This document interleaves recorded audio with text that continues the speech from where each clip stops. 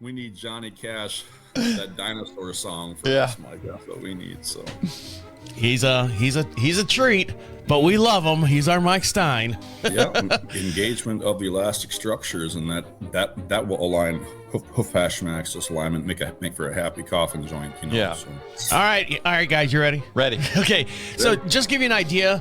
Mike and I are in the same room. That's my hand across. He's literally like right across the table from us. Yeah. So we're both in the same room here. So I can't say too much bad about Travis. Gotta throw something out. He can hit me. He's a big boy. And he might whoop me.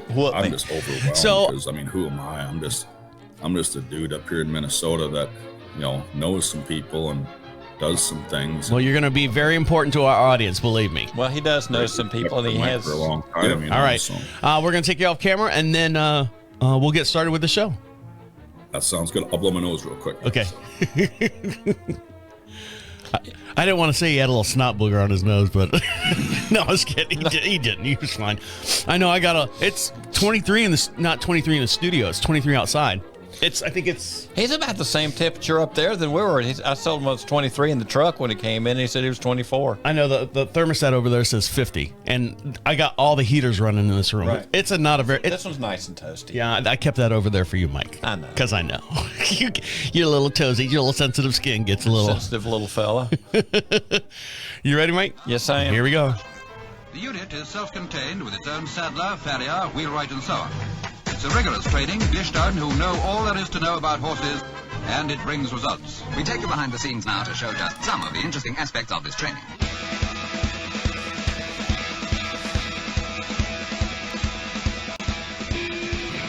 Welcome back to Equine Dynamics with Mike Stine, the award-winning #1 podcast to create sounder horses from the ground up. Mike Stine is a registered journeyman farrier with an APF1 accreditation. On this week's show, we have Kerry Haugh, the president of the ELPO, which is the Equine Lameness Prevention Organization.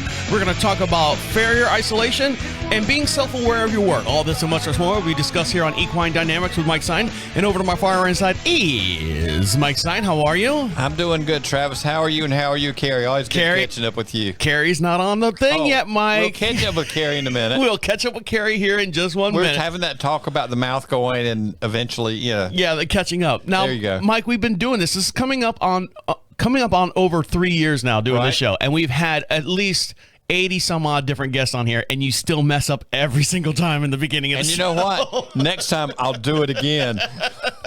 I have to have little cue cards. Kerry's not on the phone. The guest is not on the phone yet or on the monitor yet.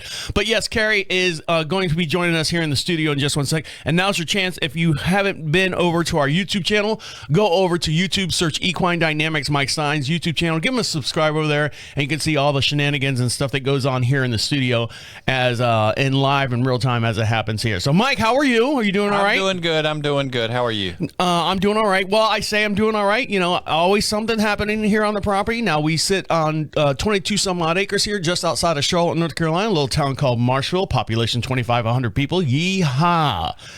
But I was not saying yeehaw the other day because in the morning, my wife leaves for work really, really early. Right. And so it's my job to go down and feed the horses.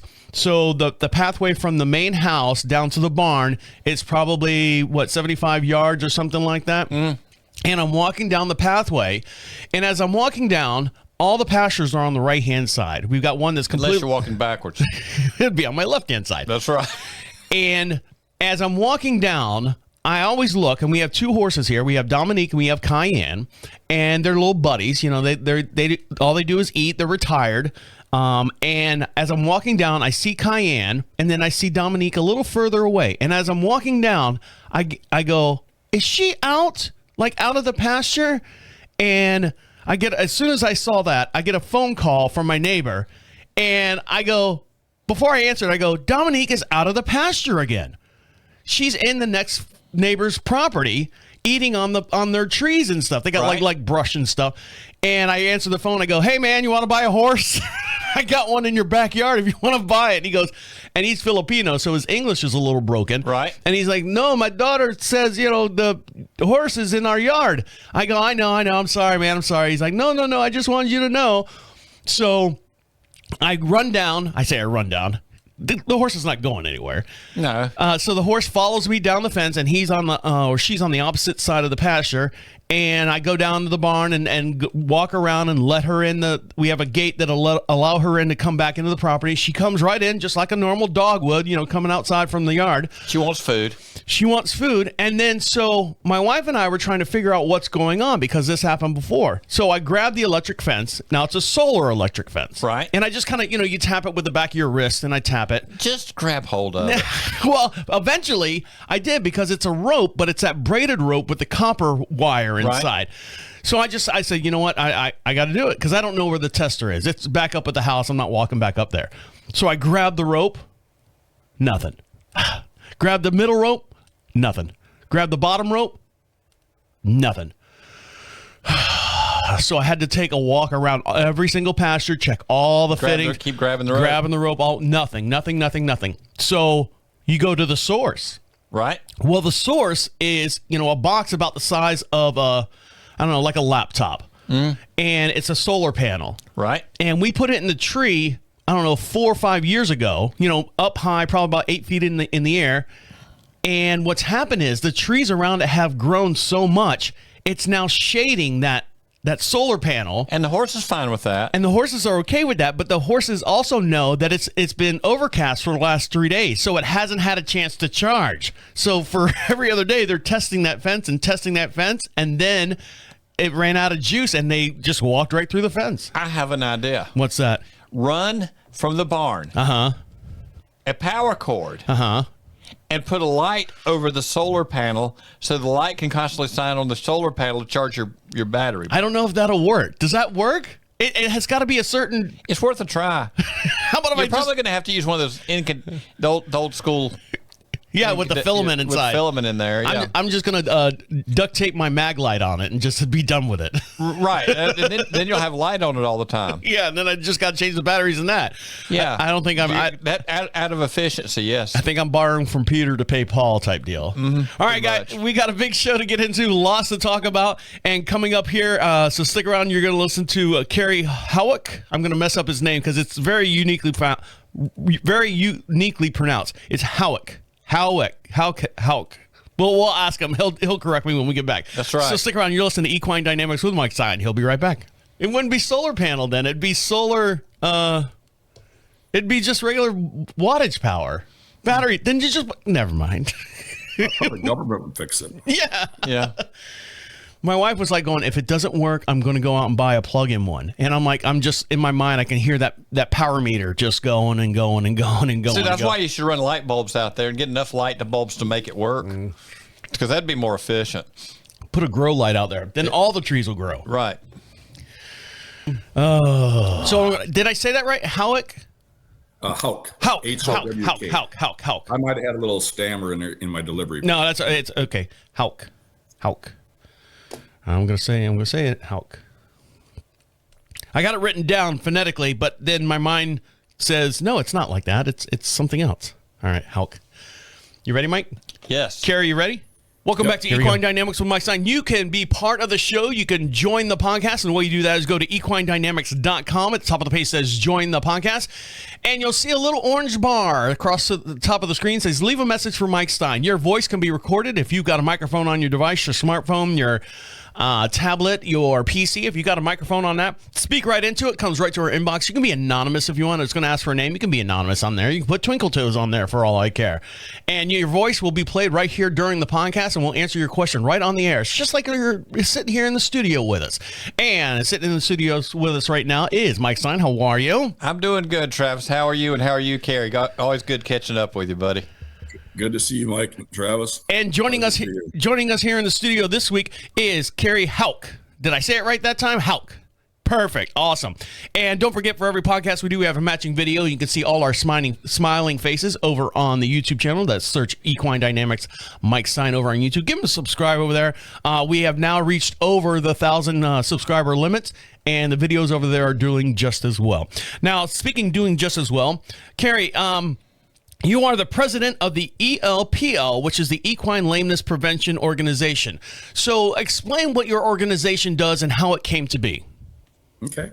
Well, so the organization was founded in the early 90s by Gene Ovanek and his family. Back in the day, we used to use the words natural balance, for a technique. Now it's pretty much become like a brand.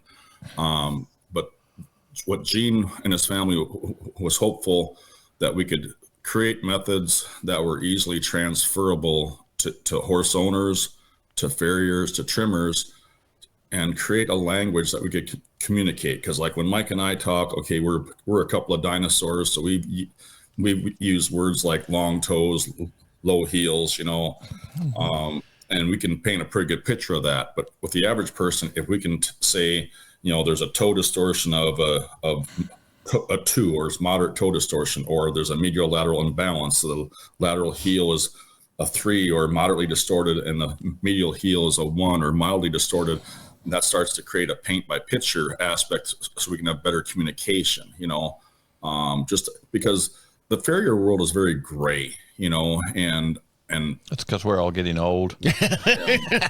I'm a very black and white person. I like rules. I'm a married man. I like to know what I can say or cannot say to someone. We all do, yeah. And so that was that's where it all came together. And I've been involved in the organizations the late early 2000, and then in about 2006 is when I really started going out there a lot and getting involved. In the 2010s is when I started going through the certification process, and then became, as I got my examination levels complete, became an instructor, an examiner, and then served some time as a board member, a director on the board, and then 3 years ago, two calendar years now, I've been the president of the organization. So explain the difference, what the ELPL is compared to, let's say, like on Facebook, I always see like the North Carolina Farriers Association, or like the South Carolina Horse Council. You know, what separates, I mean, what's the difference between what you do and then like a regular farrier society would do? Well, Travis, really not much, you know.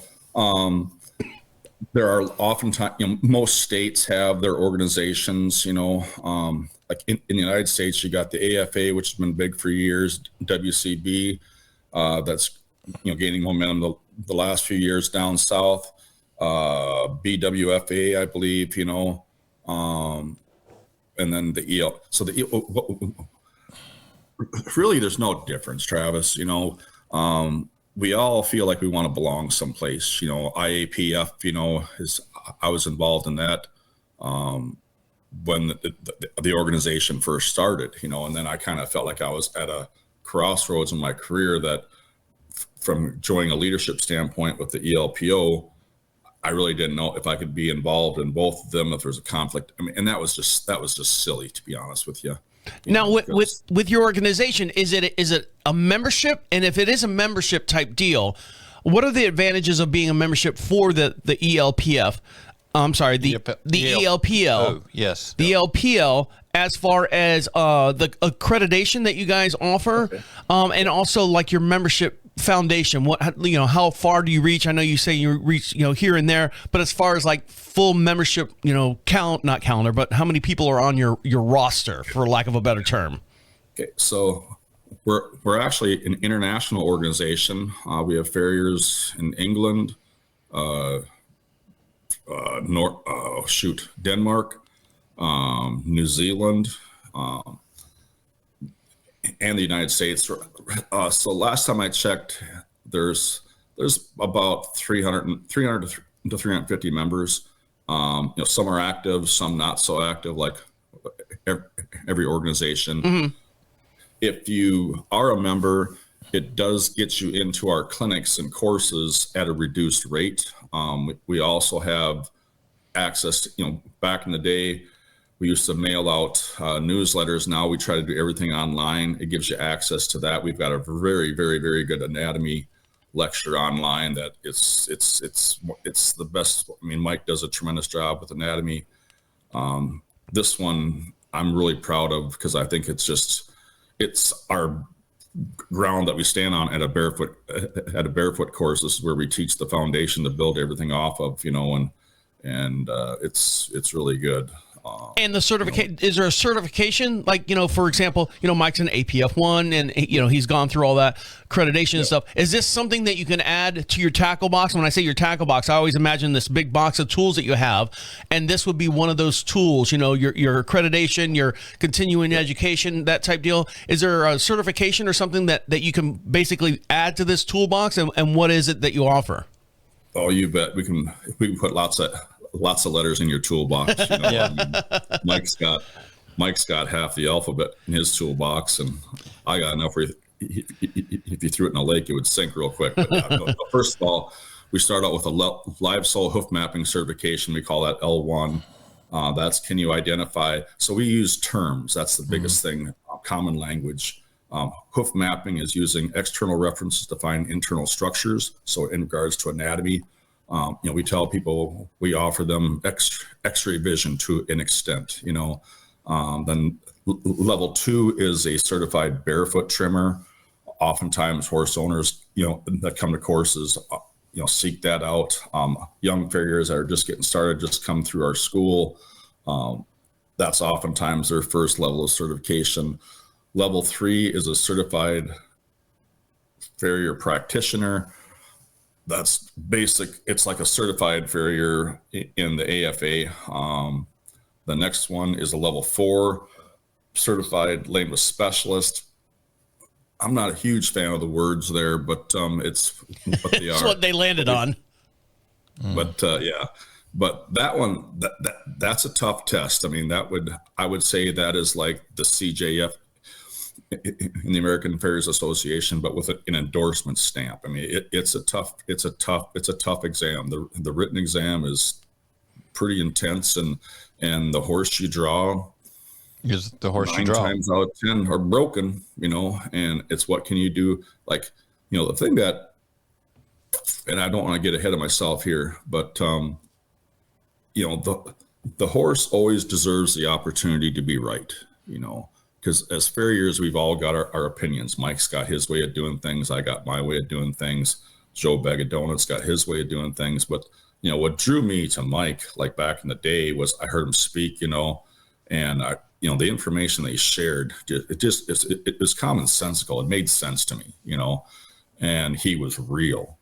I don't like fake. What you're looking at, guys, is what you see is what you get, but I care. I'm compassionate. I'm empathetic. I've had both my knees replaced 12 years ago. I thought my shoeing career was going to be done. Getting those knees fixed. Now I'm just old, fat, and back, wrist, hands, shoulders are shot, But we need to start a club for that. Oh yeah. But so it's the ability to have, the empathy for the animal. All these organizations, I mean, they're all trying to do what's best for the horse. Mm-hmm. I think there are some individuals that enjoy being self-promoted.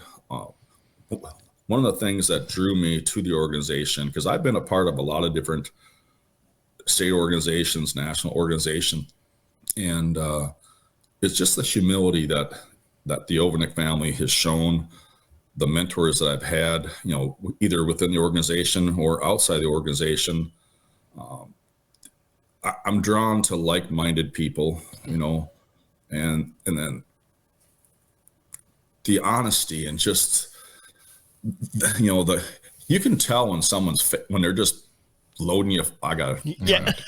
Easy. Hey, one thing that kind of comes to mind, I know a couple of years ago, I did a hands-on clinic. I go to a lot of clinics, and, I've been to plenty of stuff out there with you guys, but I did a hands-on with Simon Curtis, and there was another person who came in that did a lot of clinics, and I was asked, they had a hands-on part. Why didn't you do a hands-on with them?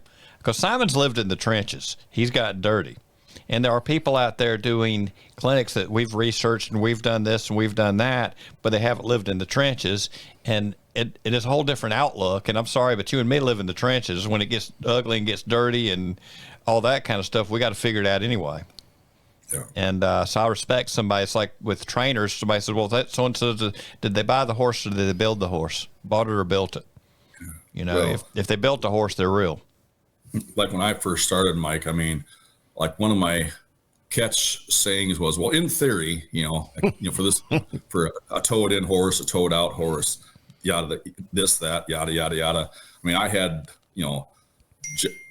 memorized, airplane mode. Kerry has not been through airplane mode school okay. yet. It's okay. It's still, it must be on Wi-Fi. Is that why? Yeah, probably. That's all right. Well, we're going to take a quick little break. When we come back, we're going to talk about farrier isolation. Stick around. You're listening to Equine Dynamics with Mike Stine. He'll be right back. Very good. No, I got a little brain dusted there for a little bit. I kind of got lost in my own mind. That's all right. I do the same. That's where I live. Lost in my mind. That's the thing with you. Like every environment we walk into, something's going to be different. Every horse that walks in front of us, something's going to be different. And one of my gripes with some of the certification programs and working on horses is most of them, a lot of them, they never watch a horse move out before and after, and that should be a big part of the grading program. Yeah, and that's what drew me to the organization, is because observation and horsemanship is a big part of it. It's not just, I'm putting together a presentation for ILPC on, value of certification or the value of continuing education, and what our thoughts are on certification, because honestly, certification means you can come to a facility one day, pass that test. That's what it means. Right. Good or bad. I mean, it's like with our school. I've seen people come through our school that I wouldn't let them trim my dog's toenails, But then I got some that I wish they would come spend, and they have. It's cool how all of a sudden you become president. Now you're the pretty boy on campus. People want to come spend some time with you, except for in January, But well, I always thought you were pretty. Yeah, he's good. You're a good-looking guy, Gary. Don't knock yourself down. Don't sell yourself short on that. All right. When we come back, we're going to talk about farrier isolation. Sound good? Yep. All right. All right. Here we go. Welcome back to Equine Dynamics with Mike Stine. If you're not on the YouTube channel, now's a chance to go over there right now and search Equine Dynamics on YouTube and give them a subscribe over there, and you can see all the stuff that goes on. There's a lot of conversations that happen off the air that we capture over on the YouTube channel. There's a lot of great information shared between all our guests and everything that goes on here in the studio. So check us out over on YouTube. That's Equine Dynamics, Mike Stine. Give them a subscribe over there. And over my far inside, my very own information guy is Mike Stine. How are you? I'm doing good, Travis. How are you, and how are you, Kerry? good. And joining us here on the show, the president of the ELPL, which is the Equine Lameness Prevention Organization, which is Kerry Haugh. Did I say it right that time? I did. Woohoo! That's two times in a row. 2 for 2, baby. Well, see, for years I always referred to him as, well, Susan, he's that guy over there. Yeah. I think I figured out what you were at least Kerry about a year or two ago. I got the name retention of your average gnat.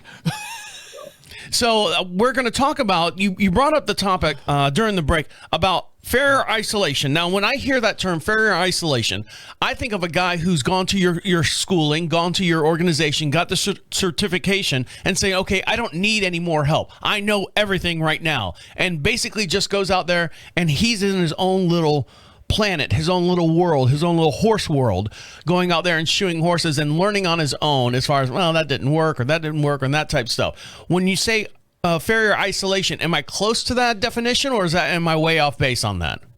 Travis, you just knocked that out of the park. Yes! That's exactly what happened. So, and it doesn't matter where, when I went to school, I mean, I was Jack Ross poster boy for about 8 years, and because he always told people, if I can teach that dang Yankee how to shoe horses, I can teach a monkey, Well, Jack was always kind and gentle and easy on you, wasn't he?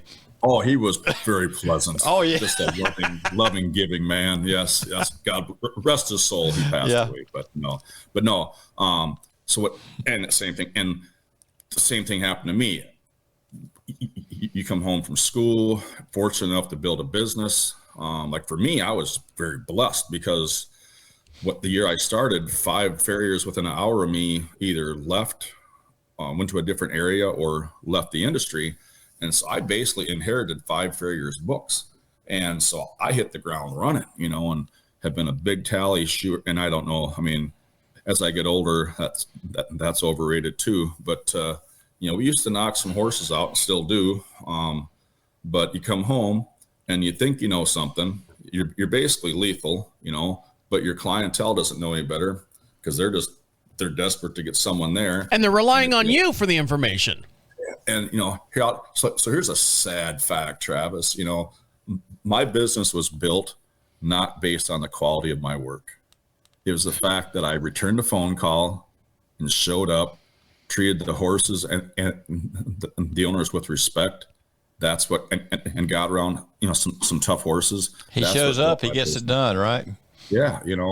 And then as you get into it then, and you have these questions, and I would ask, people about things. Well, that's just how it is. I'm just like, well, I don't believe that, that's just not a good answer. There's gotta be a reason why this foot's growing this way. This limb presentation is like this, the body posture is this, that, and that's when I met some people that I was fortunate enough that thought I had some potential and worked with me. But, getting back to the topic of isolation is, we all get home and we all get busy. Like when I first started, in the farrier world, the international, IH Hoof Care Summit in Cincinnati, which is in Kansas City this year.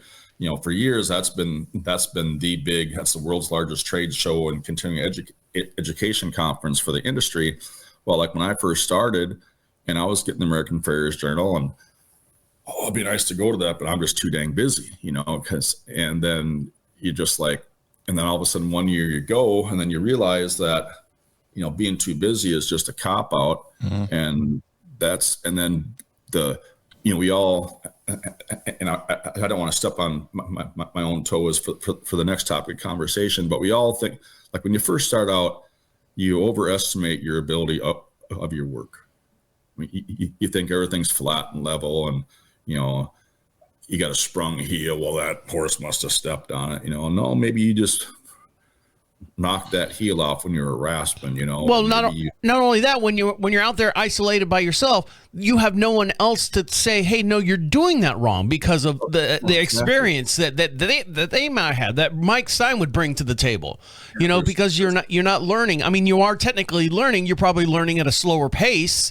You're learning at your own pace, depending on the horses and stuff that you're dealing with, rather than dealing with, a professional. I say professional. Everyone's a professional. I'm a 20-year professional. No, you're a 1-year professional. You've been doing it for 19 years. That type deal. Yes, sir. Yes, well, that's one place where some horsemanship comes in with experience. Because, at this point, Kerry, you work on horses. You pick up a foot, you put it down, you see how he loads it, and how he reacts immediately, and that tells you something. Where when we were young farriers, it's like shoes on the foot, it's good, right? But you got to watch that horse to see what's good. So I think there are many. So I think there are people that do things to horses, and I think there are people that do things for horses. Right.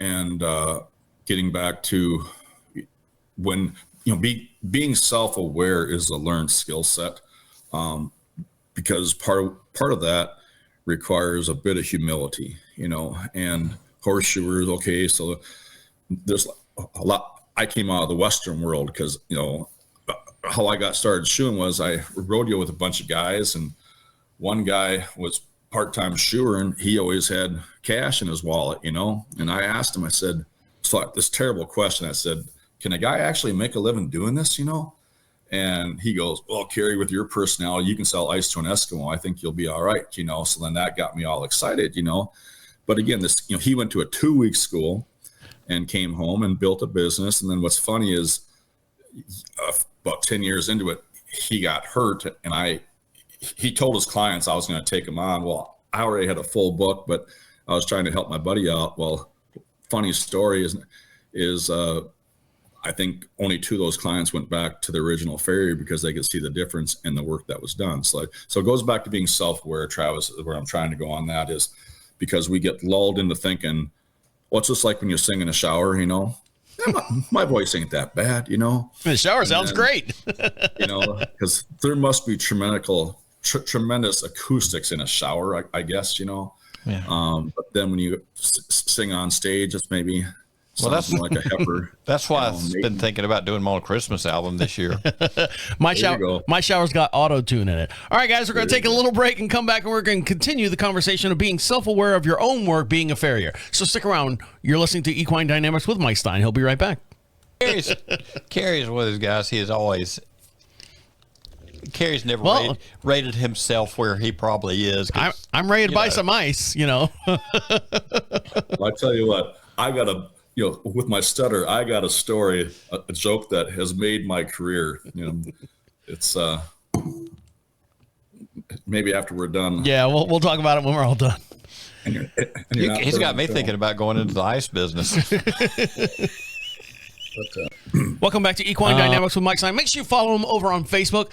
Mike puts a bunch of great articles over there. He puts diagrams of horses. If you want to continue your education outside of this podcast, which we broadcast every Monday at 9 a.m. Eastern Standard Time, if you'd like to continue learning a little bit more about the equine world, Mike Stine always finds the best articles, the best description of what he does on a daily basis. Go over to Facebook and make sure you like him over on Facebook. That's Mike Stine, Equine Dynamics. He's got two pages. You got a personal page, and then you've got your business page. And I think your business page, your personal page maxed out at like 5,000 people. So you had to transfer it over to a business page, which allows, I think, up to 10,000 people. And you're getting close to that number as well. But either page, Mike shares everything on both pages there.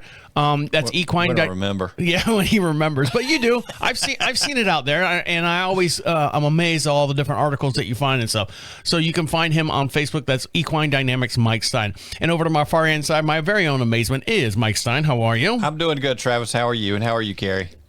Good. And joining us this week, the president of the Equine Lameness Prevention Organization, Kerry Haugh. I said it 3 times in a row. 3 times in a row. You know what they say, when you want to learn a new word, you have to use it 3 times in a sentence, and it's yours permanently. So there you go.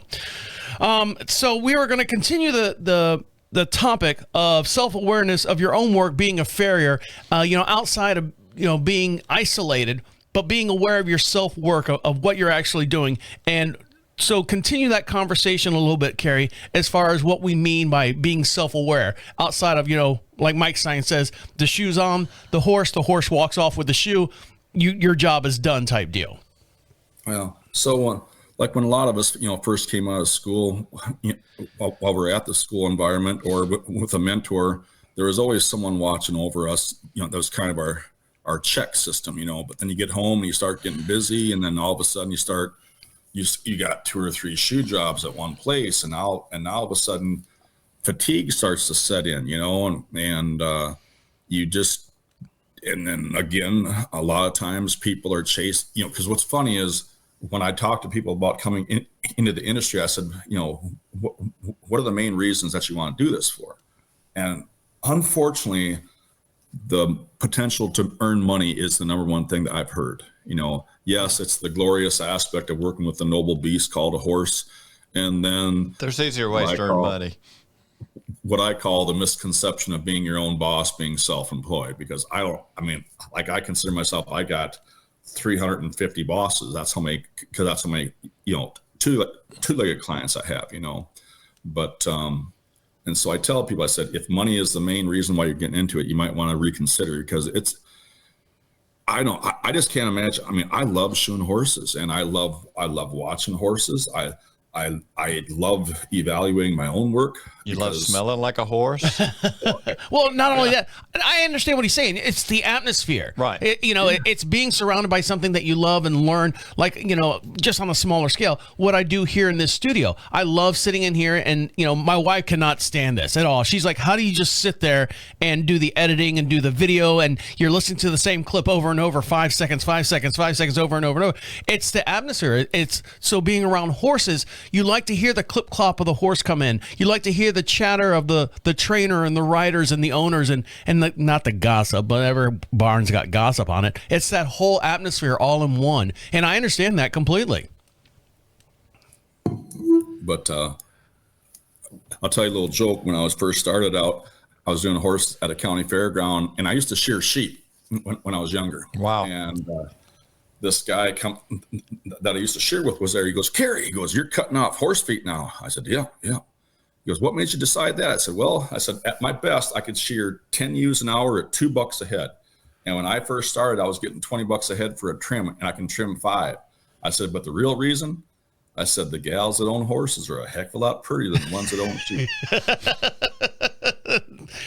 I haven't seen too many sheep owners, but I'm going to go ahead and lean towards your direction on that one. So, so I just killed one demographic for us. Sorry about that. No, they'll get over it. But being self-aware, okay, so complacency. So it doesn't matter if it's a sport, if it's a study habit, whatever you're trying to do, you're all excited at first, so you work at it. Well, then all of a sudden you start to have, some success, and can be defined many different ways, whether it's financial or people start stroking your ego and feeding your head, and then you start believing that I'm pretty good at this, Well, then pretty soon because life is about doing all the little things, It's never the big things that get us in trouble. It's the omission or forgetting to do these small little things, and drops fill buckets. And that's where, when I talk about being self-aware of your own work, you'll say, well, this is right, and then someone checked, because that was one of the biggest things when I started going to Colorado was like, I really struck. I mean, I had all my mentors on pedestals, and that was just totally unhealthy.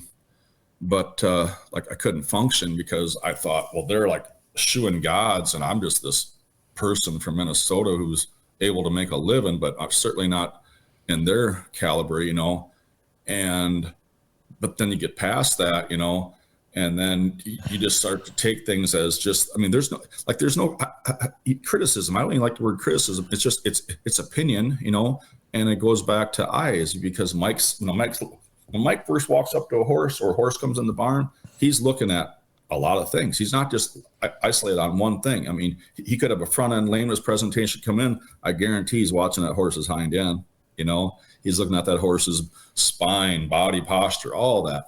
But those are things that years and years and years of observation and doing this and failures. And that's What's funny is, people, people are so afraid to fail especially so I'm going to sound like an old grandpa, but I am. But people are afraid to fail because there's all this entitlement in today's world, And I have fallen on my face more times than most guys have even tried. Mike and I have a mutual person that we've worked with, and I think he wants to chase perfection, but just doesn't want to put the effort into it. Right. And I tried telling him, I said, do something. I said, do it right, do it wrong. I don't care. Just do something so I can see where you're at, but they're so afraid of doing it wrong, or it doesn't fit the theory book. The other thing too is I used to tell people, I said, horses don't read books. That's right. My favorite quote. I said, no, but they write their own book. Mike, you were going to say something? No, that's right. Every horse that walks in the barn throws you a curveball. And as far as the screw ups have taught me more than any book could have ever dreamed of. And I know that's true for you too, trying to figure out what you did wrong and losing sleep over it and trying to figure out how to work around it and get back where you need to be. That's your biggest teacher some days. Yeah.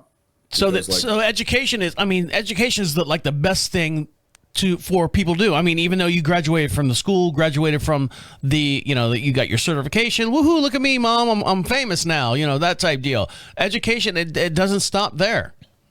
No, it's a lifetime thing if you allow it to be. Because what's funny is like with the ELPO, we have people come through, they get their level 1, level 2. A couple years later, they come back, get their level 3. A couple years later, they come back, they get their level 4. Well, then you talk to them, and they're like, "Oh, I made it. See ya. Bye." I'm like, well, dude, the education's just starting now. It's never ending. And then go from having your basic general certification and then becoming an instructor, sitting on the other side of the clipboard. Because what's ironic is if I'm presenting something to you guys, and if you guys aren't getting it, then maybe I don't understand it well enough to present it in a format that I can reach you guys. And that's what we have to do, as educators. So. Go ahead, Mike. And now Kerry's the guy that is on top of the pedestal. That's scary. No. And then because they do that, because like I was out at a school one time and it was week 3 and I asked about frustrations, and one person was frustrated because they couldn't pick up a horse's leg. I walked over and the horse picked it up and gave it to me. I said, Next person said, I had shaped the shoe 20 trips back and forth from the anvil. You grabbed the shoe off the rack, hit it in 7 locations, and it dropped on the foot. I said, I said, so basically what you're telling me is you want to be at 30 years experience inside of 3 weeks. Right. I said a word I can't say. Yeah. You gotta, what is it? Take your licks. You gotta learn. You gotta pay your dues. And not necessarily, pay your dues, but you need to just continue the education. And we preach this over and over and over again through whatever horse council that we talk to, any of the trainers, any other people that we have here on the show. It's always, always, always. It's not like I've never heard go get your certification and start working on horses. It's go get some kind of education, work on a couple horses, learn from that, continue your education, work on a couple more horses, figure out what works. Figure out, the next thing. If you don't know, go back and learn a little bit more, or bring someone on, or reach out to Mike Stine. Mike Stine's always available. He takes phone calls all the time from farriers, and Mike Stine is not proud enough to ask for help from other people that have a little bit more experience. I know, Kerry, he's probably called you many times on situations and things. Yeah, I've definitely had some good chats with Kerry, and talking about the entitlement, I was speaking with a fellow farrier in the area who is respected and all that. He was talking about some of the young farriers and the entitlement thing. And he says, I can't believe it. He says, and I'm talking about my son that worked with me, and he wasn't raised to be that way. I don't know. So we're going to take a quick little break, one more little segment, and we'll let you get back to playing with your pony. So stick around. You're listening to Equine Dynamics with Mike Stine. He'll be right back. Kerry, you doing all right? Yep. I do. Hopefully I'm not driving on the wrong side of the road. No, you're fine. No. I pay taxes on both sides. That's my theory. Exactly. Mike, you okay over there? I'm good. What I was saying was, you're breathing on the mic. You're breathing on the mic. And the only reason why I bring it up is because, in the middle of Kerry saying something, I hear Mike, when I'm editing, I hear this. I'm like, oh, I don't know if he's pissed off at Kerry or no. I know you're not. But it's when you listen to it in the headphones, and that's all you see is, Kerry's going, and you need to do this and this and this, and then you hear Mike go. Well, I'll tell you, if I went out and had a chance, logistically and everything else, and both of our busy schedules, spend some time with Kerry, you work on a different kind of clientele than what I do. Yeah. Okay. And there's some things that play into that are different than what I do. And we've both been shoeing for a while, and vice versa. But you would see some things that in a different way. I would see some things from you in a different way. And if you start building that into your program, I don't care how long you've been in this, there's always more to learn. And at almost 40 years into it, I've learned I'm real stupid.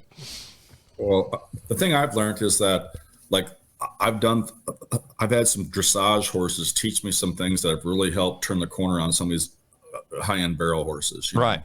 And like I said, and even, the working cow horse world, where we're talking about lack of traction on the hind end, more so than toe purchase. But no, it's just anatomy. Tissue is tissue. Anatomy is anatomy. Mm-hmm. But you don't wear, if you're an Olympic sprinter, you don't wear galoshes to race in. Not anymore. They banned them. Welcome back to Equine Dynamics with Mike Stine. Don't forget, you can join the podcast at any time, and the way you can do that is go to equinedynamics.com. At the top of the page says join the podcast. A little orange bar up there, and it says leave a message for Mike Stine. Your voice can be heard right here during the show. If you have a question for Mike Stine, speak right into your microphone. If you got a smartphone or anything with a microphone on it, you can be anonymous if you want. Just put an email address in there so they know that you're not a robot, and you can leave us a message, and we'll play it on the podcast and answer your question right alongside of us. Also, if you don't want to be heard and you're like, I don't like my voice or anything like that, you can leave us an actual physical written email by going to equinedynamics.com. At the top of the page says contacts. Fill out that little form. If you do that, make sure you put a physical address. We'll send you out some swag, some stickers and stuff for being part of the show. Just our way of saying thank you. And over to my far hand side, my very own part of the show is Mike Stine. How are you? I'm doing good, Travis. How are you? And always good to be with you, Kerry. And joining us this week also, the president of the ELPO, which is the Equine Lameness Prevention Organization. Where's the PL come from? What's the L on the PL? Kerry? It's ELPO, Equine Lameness Prevention Organization. Okay, gotcha. Joining us is Kerry Haugh. Said it again? Nailed it. Yep. So what did we learn today, Mike? What did we learn today? The Equine Lameness Prevention Organization with Kerry Haugh, how it got started and where it's going in the future. Kerry? So the big thing is historically what we've done is we've introduced, terminology so we can better communicate amongst owners, veterinarians, and other farriers. And what we're trying to go to the future is just a better reading of tissue. And it boils down to is the tissue can be distorted, but is it healthy or is it unhealthy? It might be distorted, but maybe it can be loaded. If it's not healthy, maybe it needs to be unloaded. There's just, I think that's a real important key. It's not just about trying to get a foot into a box by a script by a vet, so. Mike? Yes, I think so. And the education, if you seriously get into it, there's never an end to it, and it's always changing. And also farrier isolation. Kerry? Well, we tend to think we want to live on this island, and then it's poor, pitiful me, and this world's a big place, but now with the internet and phones and social media, I get pictures sent to me every day from people. It's incredible. I can reach out and call Mike with the questions. I can share x-rays with them. I can show him a picture of my shoe package and he'll say, well, you numb. But gotcha, And go ahead, Mike. Yeah, it's always good to have a lot of contacts. I've called on people with odd problems with horses many a times, and there's a huge network out there that we can use, and we need to not let our pride get in the way. And also being self-aware of your own work and, being, self-aware of your own work. So, Kerry? I think Mike said the key word there. It's just not being so prideful and realizing that there's always room for improvement, and no matter what stage you're in. Yeah, I've got a buddy that's been shoeing for 50 years and he has a tell. And I can always tell, like when he's shaped a shoe, because there's going to be a certain signature to it. And that's not necessarily desirable, but it's just, that's his little thumbprint, So. Mike, you want to add to that? No, he is correct. I can, in the area I work in, you can tell who's work behind. Pick up a foot. They don't have to tell you who the farrier is most of the time, right? Yeah. Mike ends up leaving a piece of his fingernail on every shoe that he hammers out. That way they can do a DNA test on a fingernail blood or thumb blood, All right, Kerry, how can our listeners find you if they have questions or if they'd like more information on the ELPO PL association or organization? How can they find you? And if they have questions, how can they do that? So the ELPO's website is lamenessprevention.org. My personal phone number is, this is scary, 507-327-1161. My email is kerry1161@gmail.com. And you got to streamline that a little bit better, but not for future uses. But anyways, no, it's all right. And anything else you'd like to add before we wrap this up? No, I want to thank you guys for asking and having me on the program. It's just a wonderful opportunity to share, and got a tremendous respect for Mike. So. I had to pay him a lot for that. On behalf of Mike Stine over there, have a good day. Enjoy your ponies. Thank you for everything, Kerry. And Kerry Haugh joining us this week. All right. Merry Christmas, everyone. My name is Travis, saying see you next week. Thank you, sir. Always a treat. Kerry, did you have a good time, Kerry? I didn't fall flat on my face. No, not at all. couple people that it's like pulling nails, tooth and nails to get them to, it's like you're always taught in the business to go yes and, and it's kind of like, so how do you feel about this? Oh, it's okay. All right, well. Good night now. I just. Good night, Dad. Good night, I man. used to be that guy, and I try to be like.